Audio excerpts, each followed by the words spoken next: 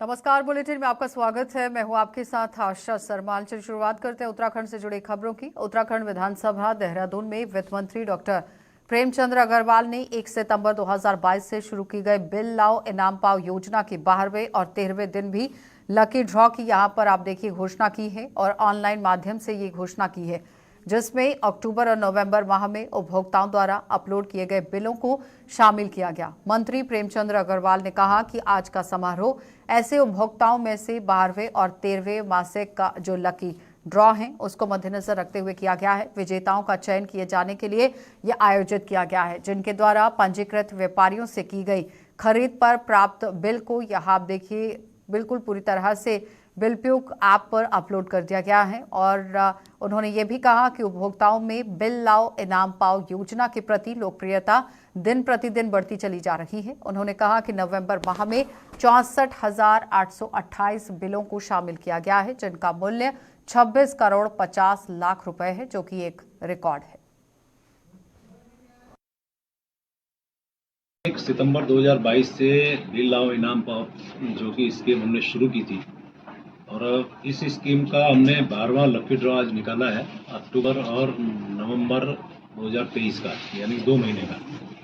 आप जानते हैं कि जब से ये स्कीम हमने लागू की है तब से लगातार इसकी लोकप्रियता बढ़ रही है और इस बार भी जब 2 माह का हमने यहाँ पे लकी ड्रॉ निकाला तो सबसे बड़ी उत्साह की बात यह है कि नवंबर माह में अभी तक का सबसे ज़्यादा हमें बिल मूल्य भी मिला है और उपभोक्ता भी बहुत ज़्यादा इसमें बिल उन्होंने अपलोड किए हैं।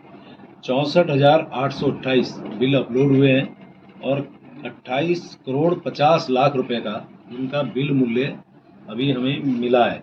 तो आप समझिए कि जनता में इसका बहुत जनता में उत्साह है और उनके उत्साह और उनकी मांग को देखते हुए हमने इस स्कीम को 31 मार्च 2024 तक के लिए बढ़ाया भी है। तो जीएसटी डिपार्टमेंट को मैं बहुत साधुवाद दे रहा हूं और तमाम उपभोक्ताओं को जिनको आज हमने 1500 अक्टूबर माह के 1500 नवंबर माह के जिनको आज इनाम मिला है उनको मैं बहुत बधाई दे रहा हूं। और अच्छी बात एक और भी है, इस बीच में जितने भी हमने ड्रॉ निकाले हैं, चूँकि ये पारदर्शी तरीके से हम लोग निकाल रहे हैं, किसी प्रकार की न कोई शिकायत है न किसी प्रकार का कोई ऐसी दिक्कत है।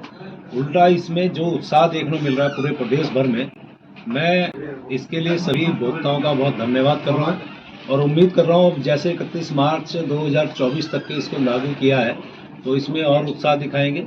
और जैसा मैंने पहले भी कहा था, मैं दोहरा रहा हूँ, मैं अपने तमाम उपभोक्ताओं को सिर्फ एक ही बात कह रहा हूँ कि आइए इस स्कीम का लाभ उठाएं। 7 जनवरी को देहरादून में लखपति बनती यहाँ दीदियां कार्यक्रम का आयोजन किया गया और इस कार्यक्रम को लेकर कैबिनेट मंत्री गणेश जोशी ने अधिकारियों से बैठक की और कार्यक्रम की तैयारियों को लेकर चर्चा की गई। इस दौरान उन्होंने कार्यक्रम को लेकर अधिकारियों को आवश्यक दिशा निर्देश दिए। उन्होंने कहा कि इस कार्यक्रम में मुख्य अतिथि के रूप में प्रदेश के मुख्यमंत्री पुष्कर सिंह धामी प्रतिभाग करेंगे। इस दौरान लखपति दीदियों को सम्मानित भी किया जाएगा। गणेश जोशी ने इस दौरान यहां ग्राम्य विकास विभाग द्वारा संचालित योजनाओं की प्रगति की भी अधिकारियों से जानकारी ली। अधिकारियों द्वारा अवगत कराया गया है कि अभी तक 40,000 से ज्यादा महिलाएं लखपति दीदी बनाई जा चुकी हैं।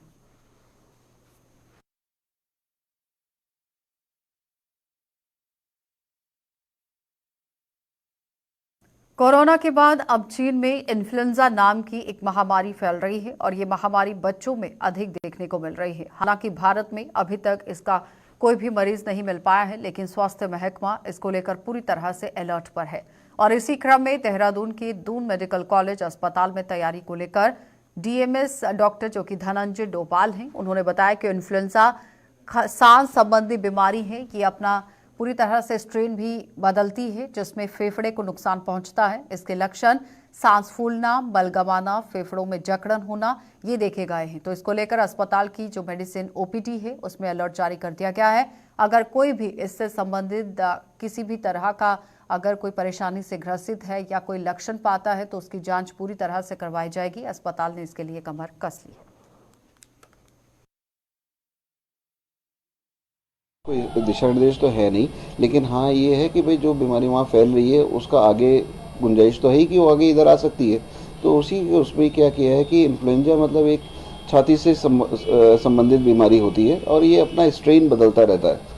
इन्फ्लुएंजा वायरस इसीलिए फेमस होता है। तो इसमें मरीजों को दिक्कतें सांस की ही रहती हैं, जैसे सांस फूलना हो गया या फिर बलगम आना हो गया, जकड़न हो गई, इस तरह की परेशानियाँ रहती हैं। तो ये ओपीडीज़ में, मेडिसिन ओपीडी में सबको बता दिया गया है कि अगर इस तरह का कोई रोगी आए तो उसमें इन्फ्लुएंजा के सारे टेस्ट कराए जाएँ और बाकी जो भी सांस की बीमारियाँ पैदा करती हैं बीमारियाँ, उनकी जाँचें कराई जाए, जो कि हमारे अस्पताल में उपलब्ध हैं। उत्तराखंड ग्लोबल इन्वेस्टर समिट में आयुष विभाग ने भी करोड़ों रुपए के एमओयू साइन किए गए हैं और साथ ही आपको बताते चलें कि एमओयू यहां पर साइन किए हैं। ज्यादातर उद्योगपतियों ने आयुष विभाग और वेलनेस सेंटर में रुचि दिखाई है। प्रदेश में लगभग 70% वन क्षेत्र है और भारी संख्या में यहां जड़ी बूटियां भी पाई जाती हैं। तो इसी को देखते हुए सरकार जहां जड़ी बूटियों से दवाइयां बनाने का उद्योग बढ़ाने की कोशिश कर रहा है, तो आयुष सचिव डॉक्टर पंकज कुमार पांडे ने बताया कि अब उत्तराखंड आयुष प्रदेश बनने जा रहा है। इन्वेस्टर्स समिट में इन्वेस्टर्स ने सबसे ज्यादा रुचि वेलनेस सेंटर पर दिखाई है। अब पहाड़ों पर कई वेलनेस सेंटर बनेंगे और जड़ी बूटियों से दवाइयों की मैन्युफैक्चरिंग की यहाँ पर यूनिट जो है वो लगेगी, जिससे यहाँ के लोगों को रोजगार भी मिलेगा और उत्तराखंड के पूरे विश्व में आयुष प्रदेश के नाम से भी एक जग जाहिर होगा, यानी कि उसका नाम जो है वो सामने आएगा।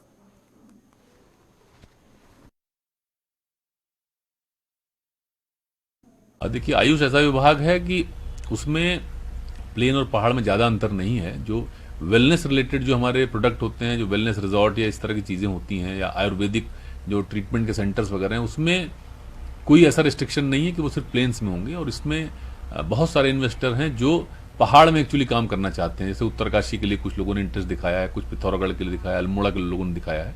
तो ये अच्छी बात है कि पूरे प्रदेश में आयुष से रिलेटेड जो प्रोजेक्ट हैं वो लगेंगे और बहुत सारी दवाइयों का जो जड़ी बूटियां हैं या जो हर्ब्स हैं जो जंगलों में पैदा होती हैं या पहाड़ों में पैदा होती हैं, उनकी प्रोसेसिंग और जो इनिशियल जो प्रोसेसिंग होती है उसके भी प्लांट जो है पहाड़ में ही लगेंगे। जो बड़े प्लांट हैं मेडिसिन मैन्युफैक्चर के, वो निश्चित रूप से नीचे लगेंगे प्लेन के जिलों में, लेकिन बाकी सारी प्रोसेसिंग कलेक्शन जो हर्ब का करना है या आयुर्वेदिक से रिलेटेड कोई काम होना है, हॉस्पिटल्स जो बनने हैं, वो सब चीज़ें पूरे प्रदेश में होनी है। उसमें प्लेन और पहाड़ में कोई अंतर नहीं है।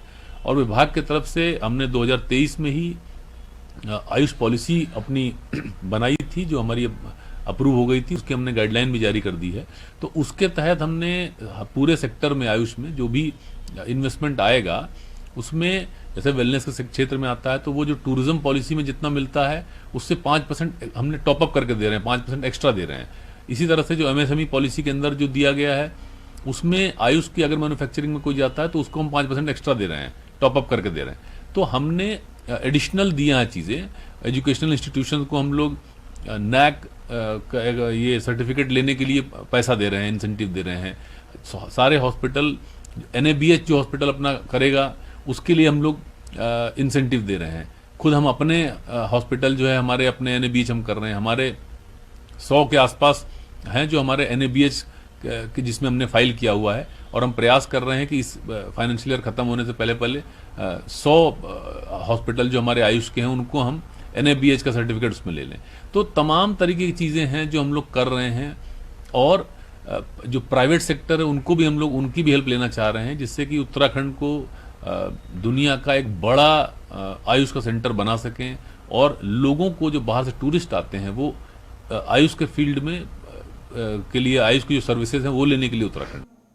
कैंसर जैसी घातक बीमारी के इलाज के लिए उत्तराखंड में कोई ऐसा अस्पताल नहीं है जो कैंसर के इलाज में विशेषकृत साबित हो सके, जिसको ध्यान में रखते हुए दून अस्पताल में कैंसर रजिस्ट्री केंद्र यहां पर खोला गया है और इस केंद्र में उन तमाम मरीजों की जीवन शैली पर अनुसंधान किया जाएगा और ये भी जानकारी यहां पर जुटाने की कोशिश होगी, यानी कि पूरी तरह से जानकारी जुटाने का प्रयास किया जाएगा कि आखिर किन कारणों से कैंसर ने उन्हें अपना शिकार बनाया।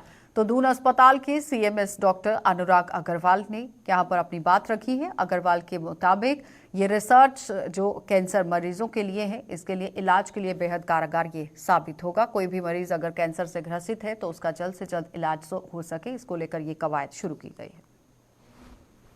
हाँ देखिए, बिल्कुल कैंसर सेंटर तो ऑलरेडी हमारा एस्टेब्लिश है।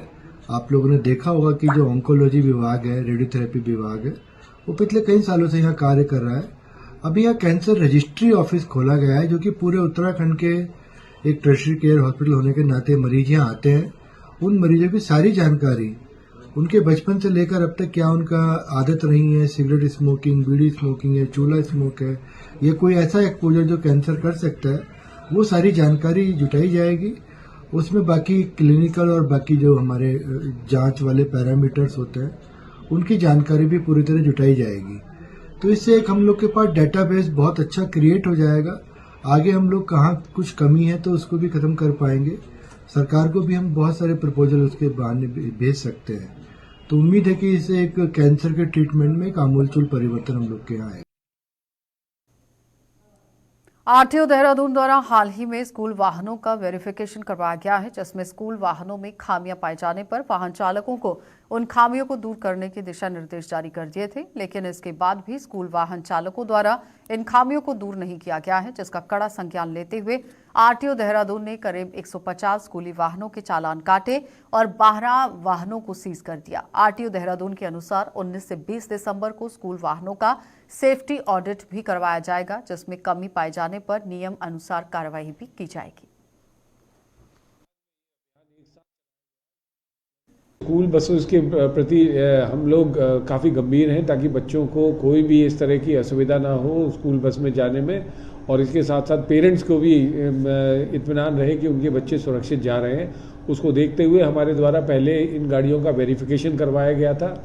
वेरिफिकेशन के समय हम लोगों ने उनको जो कमियां थी उसके बारे में बता दिया गया था कि इन कमियों को आप 15 से 20 दिन के अंदर ठीक कर लीजिए, क्योंकि उसके बाद हमारे द्वारा प्रवर्तन अभियान चलाया जाएगा। उसी के अंतर्गत हमारे संभाग में, पूरे संभाग में ये अभियान एक साथ चलाया गया है लगभग 4 जिलों के अंदर, जिसमें 150 के लगभग चालान किए गए हैं और 12 से ज़्यादा वाहन को सीज किया गया है। और इसके अंतर्गत ये भी निर्णय लिया गया है कि आने वाले 19 और 20 दिसंबर को हम लोग इनका सेफ्टी ऑडिट भी करेंगे, जो स्कूल में बसेस चल रही हैं और जो वैन्स हैं जो बच्चों को लेकर जाती हैं।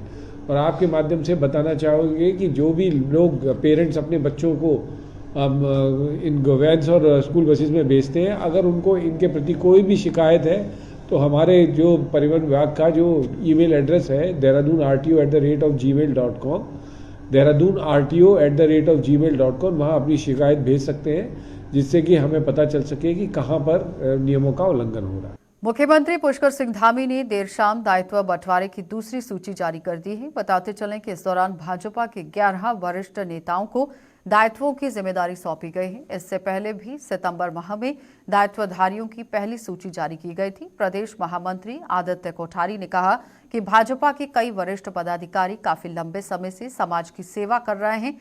ऐसे कई पदाधिकारियों को पार्टी संगठन के विस्तार और यहां पर सरकार में सहयोग के लिए दायित्वों की जिम्मेदारी दी गई है, तो आगे भी कई वरिष्ठ पदाधिकारियों को दायित्वों की जिम्मेदारी दी जाएगी। भारतीय जनता पार्टी के बहुत सारे वरिष्ठ पदाधिकारी हैं, जिन्होंने कई दशकों से भारतीय जनता पार्टी के कार्यकर्ता के नाते समाज की सेवा की है। तो ऐसे सभी लोगों को समाज की सेवा करने के लिए, पार्टी संगठन के कार्य के विस्तार के लिए और सरकार में सहयोग के लिए ऐसी जिम्मेदारी दी है। और अभी तक 21 वरिष्ठ नेताओं को जिम्मेदारी सरकार के द्वारा दी गई है। और मैं समझता हूं कि आगे भी और बहुत सारे हमारे प्रदेश भर में ऐसे वरिष्ठ नेता हैं जिनको ये जिम्मेदारी दी जाएगी। और जिन नेताओं को ये जिम्मेदारी से नवाजा गया है, निश्चित रूप से सरकार में जिन विभागों की जिम्मेदारी उनको दी गई है, उसमें वो महत्वपूर्ण काम भी करेंगे और उस जिम्मेदारी के नाते समाज की सेवा का काम भी करेंगे। तो लंबे समय से दायित्व का इंतजार कर पार्टी पदाधिकारी को धामी सरकार ने देर शाम बड़ी सौगात दी है। प्रदेश सरकार द्वारा दायित्व की दूसरी सूची जारी कर दी गई है, जिसमें 11 लोगों को विभिन्न नियम और साथ ही साथ आपको बताते चलें कि निगम और प्राधिकरण में उपाध्यक्ष बनाया गया है, जिसमें विनोद उनियाल को राज्य स्तरीय महिला उद्यमिता परिषद का उपाध्यक्ष नियुक्त किया गया है। नई जिम्मेदारी मिलने के बाद मीडिया से रूबरू होते हुए नवनियुक्त उपाध्यक्ष विनोद उनियाल पार्टी का आभार जताते हुए कहते नजर आए कि भाजपा में ही ये सब कुछ संभव है और एक छोटे कार्यकर्ता पर विश्वास वो जता रही है, उसे बड़ी जिम्मेदारी यहां पर दी जाती है। उन्होंने कहा कि प्रदेश सरकार ने उन्हें राज्य स्तरीय महिला उद्यमिता परिषद का उपाध्यक्ष का पद दिया है। वे आने वाले समय में प्रदेश के छोटे उद्यमी महिलाएं और सरल सहायता समूह में कार्य करने वाली महिलाओं के लिए विकास को लेकर योजनाबद्ध तरीके के साथ यहां पर काम करेंगे। योजनाबद्ध तरीके से काम करने की बात हो रही है ताकि पहाड़ की महिलाओं को अपने उद्योगों को बढ़ाने में मदद मिल सके। पहले तो मैं माननीय यहाँ के यशस्वी मुख्यमंत्री माननीय धामी जी और प्रदेश अध्यक्ष जी का, माननीय गौतम जी का और अपने केंद्र के संगठन का धन्यवाद करना चाहती हूँ, जिन्होंने ये जिम्मेदारी या ये विश्वास मेरे पे किया है कि मैं इस क्षेत्र में आगे काम करूँ। मेरा प्रमुख यही रहेगा कि महिलाएं जो उद्यम में काम करना चाहती हैं उनको आगे बढ़ाऊं, क्योंकि छोटे छोटे उद्योग जैसे कुटीर उद्योग हैं, अगरबत्ती है और बहुत सारे उद्योग ऐसे हैं कि जिनको महिलाएं आसानी से कर सकती हैं, और जैसे फलों का रस निकालना होता है, इस तरह के जो उद्योग हैं उनको आगे बढ़ाने का काम करूंगी। और दूसरा जो स्वयं सहायता समूह है, जो स्वयं सहायता समूह के माध्यम से महिलाएं आगे बढ़ रही हैं, और मैंने देखा है अभी आपने ये इन्वेस्टर समिट देखा होगा तो इसमें महिलाओं का काफ़ी बड़ा योगदान रहा है, काफ़ी उन लोगों ने काम किया है। तो मेरा यही वो है विचार है या इसी चीज़ को आगे बढ़ाऊंगी, क्योंकि हमारा जो उत्तराखंड राज्य है ये ईश्वर ने भी दोनों हाथों से यहाँ पर अपना प्यार लुटाया है। माननीय मोदी जी और माननीय धामी जी की जो विचार है, जो उनका सोचना है, जो उनका विज़न है, उसे हम आगे ले जाएंगे और महिलाओं के लिए संघर्ष करते रहेंगे। उत्तराखंड के चर्चित अंकिता भंडारी हत्याकांड की मुख्य आरोपी पुलकित आर्य की जमानत का महिला कांग्रेस ने विरोध जता दिया है। महिला कांग्रेस की प्रदेश अध्यक्ष यहाँ ज्योति रौतेला का कहना है कि उन्हें पूरी उम्मीद है कि कोर्ट आरोपी जो कि पुलकित आर्य हैं उन्हें जमानत नहीं देगी, और पुलकित आर्य को जमानत अगर मिलती है तो कांग्रेस इस फैसले का प्रदेश भर में विरोध करेगी। जरूरत पड़ने पर सुप्रीम कोर्ट का दरवाजा भी खटखटाया जाएगा। इसके साथ ही 19 दिसंबर को नैनीताल हाईकोर्ट में इसकी सुनवाई के दौरान महिला कांग्रेसी नैनीताल हाईकोर्ट के बाहर एक फैसले के दौरान यहाँ पर आप देखिए किस तरह से वो मौजूद भी रही। देखिए, मुझे न्यायालय पे पूरा विश्वास है कि पुलकित आर्य जैसे क्रिमिनल को वो जमानत नहीं देंगे, और अगर इसमें जमानत की तरफ कुछ भी हुआ तो इसके खिलाफ हम लोग सुप्रीम कोर्ट तक जाएंगे। मुझे नहीं लगता कि जो पुलकित आर्य उसको जमानत मिलेगी। न्यायालय बिना सच्चाई जाने हुए इस पर कार्रवाई नहीं करेगा, लेकिन अगर ऐसा कुछ हुआ तो हम इस पर सरकार को पूरे प्रदेश में घेरेंगे अगर पुलकित आर्य को जमानत मिली तो। वैसे हम लोग अभी देख रहे हैं कि इस केस में क्या है, नहीं तो 19 तारीख को महिला कांग्रेस हाईकोर्ट जो नैनीताल है उसके बाहर ही मिलेगी आप लोग। तो देहरादून पुलिस द्वारा जनपद में बाहरी राज्यों में आकर जनपद में निवास कर रहे व्यक्तियों, किराएदारों के सत्यापन के लिए अभियान चलाया जा रहा है, और जिस क्रम में थाना रायपुर पुलिस द्वारा बाहरी प्रदेशों से आए हुए कर्मचारी, मजदूर, फड़ी ठेले वालों को किस तरह से सत्यापन से गुजरना पड़ रहा है। अलग अलग टीमें इसके लिए बनाई गई हैं और टीमें बनाकर सत्यापन अभियान चलाया गया है। अभियान के दौरान पुलिस टीम ने 18 किराएदारों का सत्यापन नहीं करे जाने पर उनके मकान मालिकों का पुलिस एक्ट में चालान कर 1,80,000 रुपए का जुर्माना भी कर दिया है। उत्तराखंड सरकार जीएसटी बिल लेने के लिए ग्राहकों को प्रोत्साहित कर रही है, और इसके लिए बिल लाओ इनाम पाओ योजना पर विशेष फोकस किया जा रहा है। वित्त विभाग की ओर से हर महीने एक लकी ड्रॉ निकाला जा रहा है, और इसमें इनाम पाने वाले लोगों को तमाम तरह के इनाम देकर उन्हें प्रोत्साहित किया जा रहा है। अक्टूबर और नवंबर महीने के ड्रॉ में काफी संख्या में लोग शामिल हुए और विजेताओं को इनाम देकर पुरस्कृत किया गया।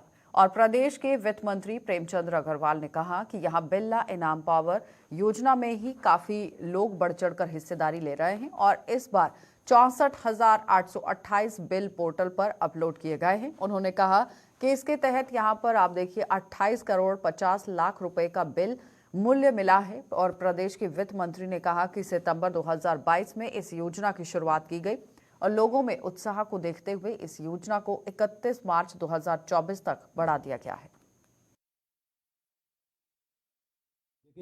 1 सितंबर 2022 से बिल लाओ इनाम पाओ जो कि स्कीम हमने शुरू की थी, और इस स्कीम का हमने 12वां लकी ड्रॉ आज निकाला है अक्टूबर और नवंबर 2023 का, यानी 2 महीने का। आप जानते हैं कि जब से ये स्कीम हमने लागू की है तब से लगातार इसकी लोकप्रियता बढ़ रही है और इस बार भी जब 2 माह का हमने यहाँ पे लकी ड्रॉ निकाला तो सबसे बड़ी उत्साह की बात ये है कि नवंबर माह में अभी तक का सबसे ज़्यादा हमें बिल मूल्य भी मिला है और उपभोक्ता भी बहुत ज़्यादा इसमें बिल उन्होंने अपलोड किए हैं। 64,828 बिल अपलोड हुए हैं और 28 करोड़ 50 लाख रुपए का उनका बिल मूल्य अभी हमें मिला है। तो आप समझिए कि जनता में इसका बहुत जनता में उत्साह है और उनके उत्साह और उनकी मांग को देखते हुए हमने इस स्कीम को 31 मार्च 2024 तक के लिए बढ़ाया भी है। तो जीएसटी डिपार्टमेंट को मैं बहुत साधुवाद दे रहा हूँ और तमाम उपभोक्ताओं को जिनको आज हमने 1500 अक्टूबर माह के 1500 नवंबर माह के जिनको आज इनाम मिला है उनको मैं बहुत बधाई दे रहा हूँ। और अच्छी बात एक और भी है इस बीच में, जितने भी हमने ड्रॉ निकाले हैं चूँकि ये पारदर्शी तरीके से हम लोग निकाल रहे हैं, किसी प्रकार की न कोई शिकायत है न किसी प्रकार का कोई ऐसी दिक्कत है। उल्टा इसमें जो उत्साह देखने मिल रहा है पूरे प्रदेश भर में, मैं इसके लिए सभी उपभोक्ताओं का बहुत धन्यवाद कर रहा हूँ और उम्मीद कर रहा हूँ अब जैसे 31 मार्च 2024 तक के इसको लागू किया है तो इसमें और उत्साह दिखाएंगे। और जैसा मैंने पहले भी कहा था, मैं दोहरा रहा हूँ, मैं अपने तमाम उपभोक्ताओं को सिर्फ एक ही बात कह रहा हूँ कि आइए इस स्कीम का लाभ। तो प्रदेश के वन मंत्री सुबोध उनियाल ने राज्य में यहाँ अवैध रूप से जो कब्जा किया हुआ है वहीं पर आप देखिए काबिज विभिन्न श्रेणियों के लोगों के संबंध में समिति के अधिकारियों के साथ समीक्षा बैठक की है। यानी कि जो यहाँ पर आप देखिए किस तरह से काम होना चाहिए उसको लेकर मंत्री ने बैठक की है। समीक्षा बैठक में कैबिनेट मंत्री रेखा आर्य भी मौजूद रही।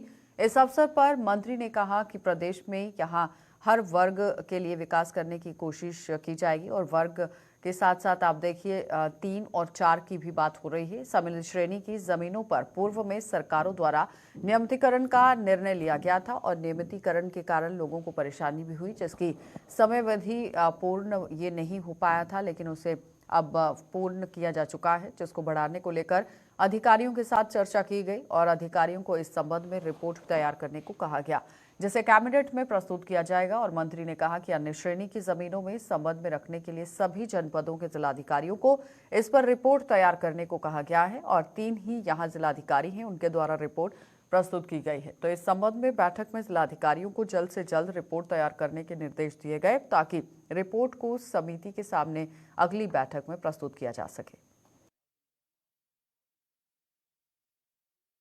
प्रदेश में जो विभिन्न श्रेणी की जमीनें हैं, जो राज्य सरकार की जमीनें हैं जिन पर अवैध रूप से वर्षों से लोग काबिज हैं, उन जमीनों में जो विभिन्न श्रेणी की हैं, काबिज लोगों को क्या विनियमितीकरण किया जा सकता है, इसको लेकर के कमेटी में अध्यक्ष रंजीत में माननीय मंत्री रेखा आर्य जी और सौरभ मोहना जी सदस्य हैं। आज उसकी ये तीसरी बैठक थी जिसमें सचिव राजस्व और प्रमुख सचिव न्याय, अपर सचिव राजस्व सही कई अधिकारी भी शामिल थे और रेखा आर्य जी थी। रेखा आर्य जी भी इस मीटिंग में रही।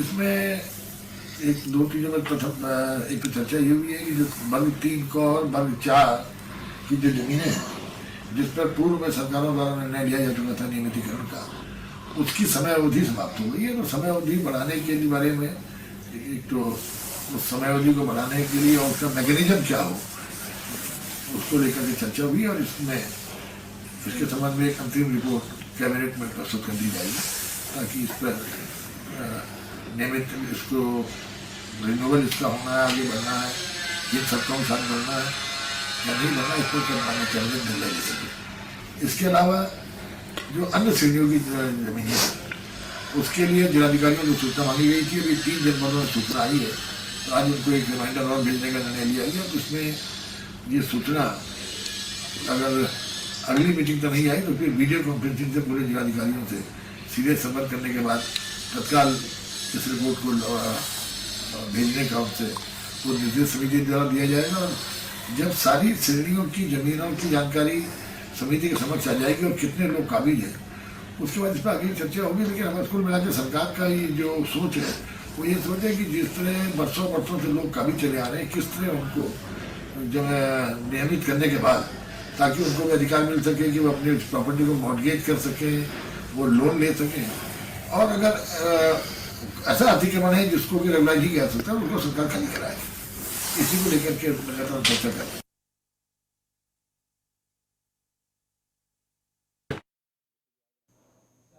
चलिए, बुलेटिन में फिलहाल इतना ही। आप बने रहिए गुलिस्तान न्यूज के साथ।